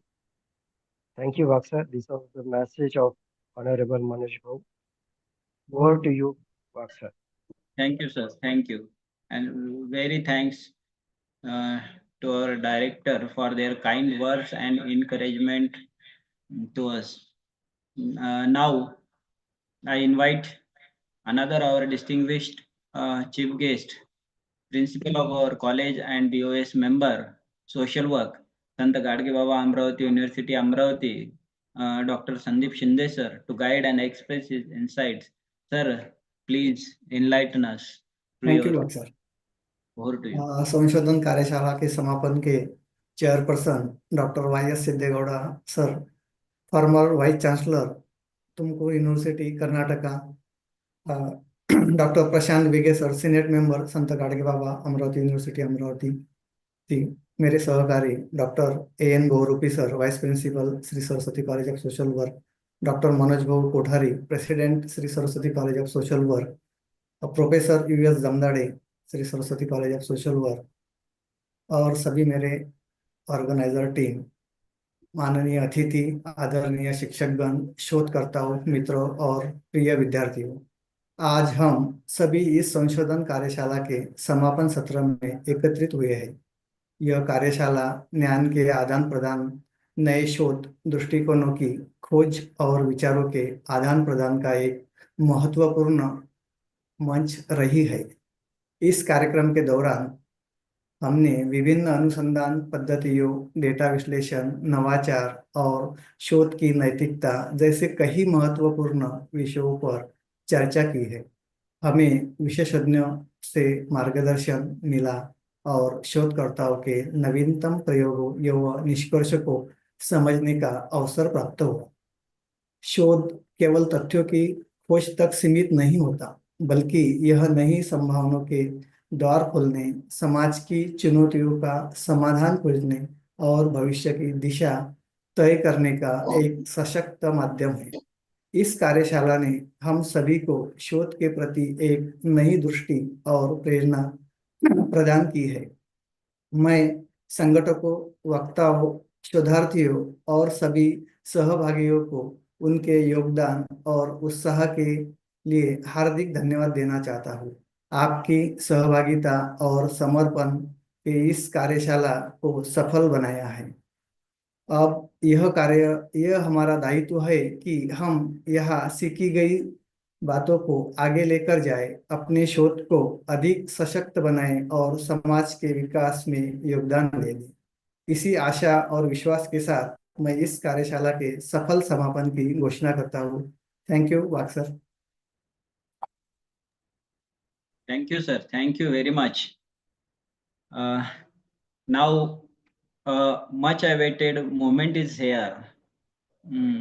It's now my privilege to invite our esteemed chairperson, Colonel Professor Dr. Y.S. Siddhegowda sir, to share his thoughts and reflections on this workshop. Thank you, sir, being with us, and over to you. Sir, your mic is mute. Sir, please. Thank you very much. I am really moved after that listening to this 1 week that research methodology program, spreading that 30 sessions from a learned 16 faculty members, covering all the research steps.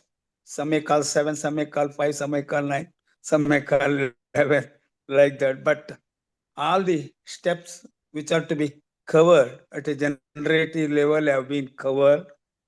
Really, what impressed me is that the word used by the faculty, that problem formulation to publications, really it is need of the hour.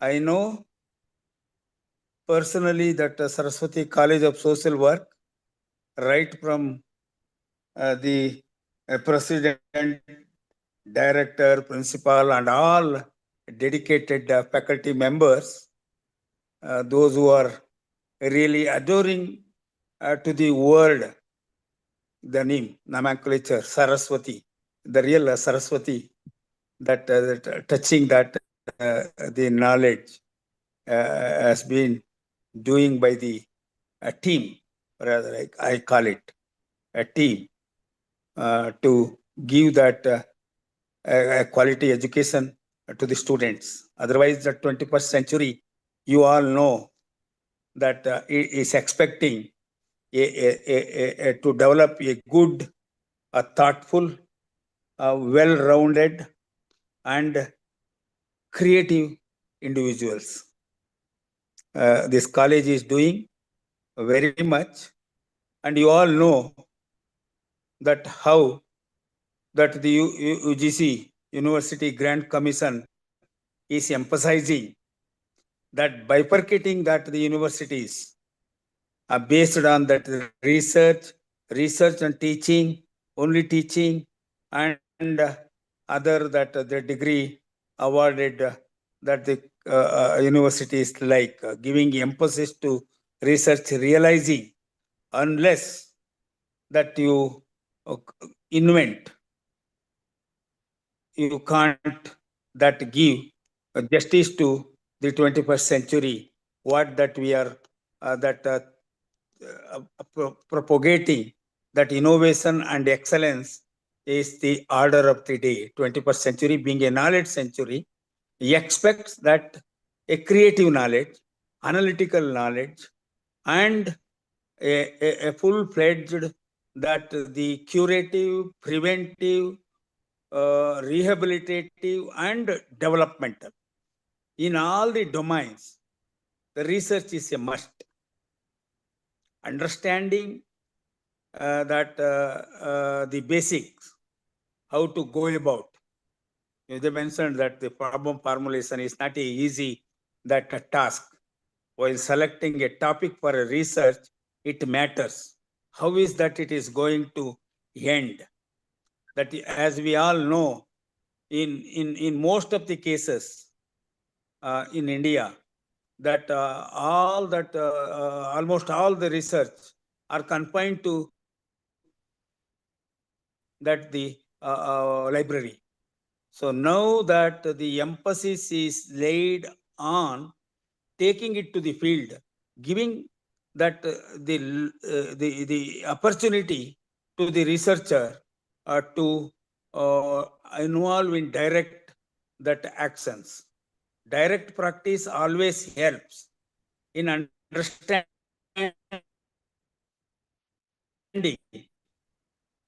that the subject. So in the international arena, what we see that the best universities, best 100, best 200, best colleges, best this thing, based on that the NAC gradation and other that NIRF and other this thing, that is possible only when you involve actively in research activities. When you produce a good that the research articles, they mentioned that the research articles, that how to write a scholarly that articles. Scholarly articles is not an easy joke.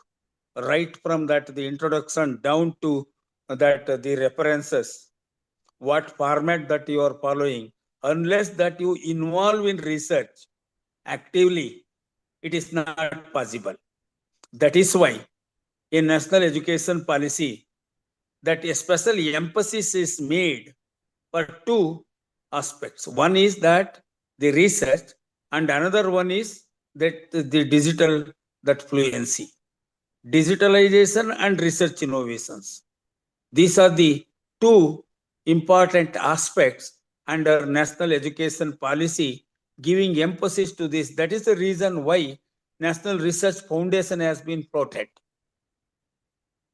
giving that the encouragement to the research scholars, research faculty, and well-learned that the faculty members to undertake the research. That is the reason why that ICSSR and other this thing that is giving more importance to this kind of that activities at college level, university level, and other research institutions level, so has to that give that the quality education, so that you can anticipate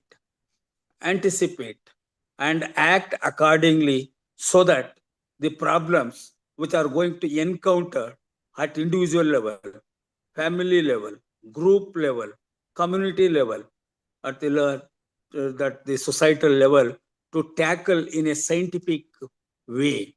That is why that the emphasis is given for research, and that the Saraswati College taking that the initiative to conduct for the benefit of that the research scholars, as well as that the young faculty members, to understand the subjects very well and act accordingly.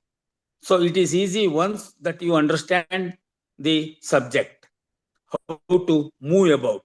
Even they mentioned that the analysis is not an easy joke. How to apply that statistics, at what level, what matters, in what stage, situational that analysis and all these things is not an easy joke unless that you understand the subject better.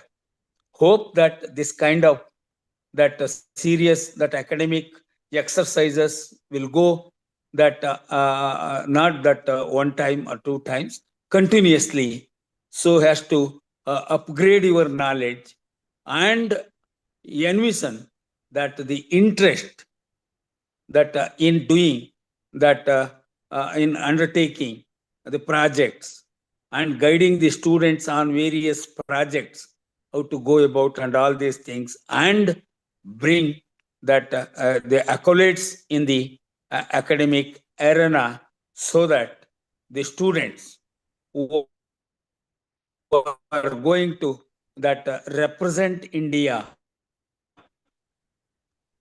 that youth, almost more than 62% at the global level. Only this kind of that research, that mind can able to align themselves at any crucial level at the global that context, so has to that contribute and bring good name to the individual as well as to the country. Hope that this kind of this thing, that is a lesson and a guide for the rest of the colleges to undertake such initiatives and move further. Thank you very much. Thank you. Thank you very much, sir, for your inspiring word and for guiding us with your experience. I would like to mention one thing here, that you are the real heroes behind the curtains. Because of your guidance and inspiration, we are here with sir. Because this workshop was not, sir, at national level. Before 2 days of the starting this workshop, we made it at national level. It was state level only, but because of participating across the country, participants were registered here, and we Good. then request to our ICSSR, please can we make it at national level, and they allow us to do it. And we did it because you are that words. I now remember that language is not barrier. Yes. Yes, It's you only have to a do medium of to instruction. go ahead. And that thing support us to go ahead in this knowledge stream. And I think now this is the grand success of our workshop, and that is only because of you. And also Sunil Goyal sir also help us in the critical situation, difficult situation. They conducted 3 sessions in the difficult Good. situation, and they said, "I'm with you, don't worry." And like persons and this personality, we are really inspired, really inspired.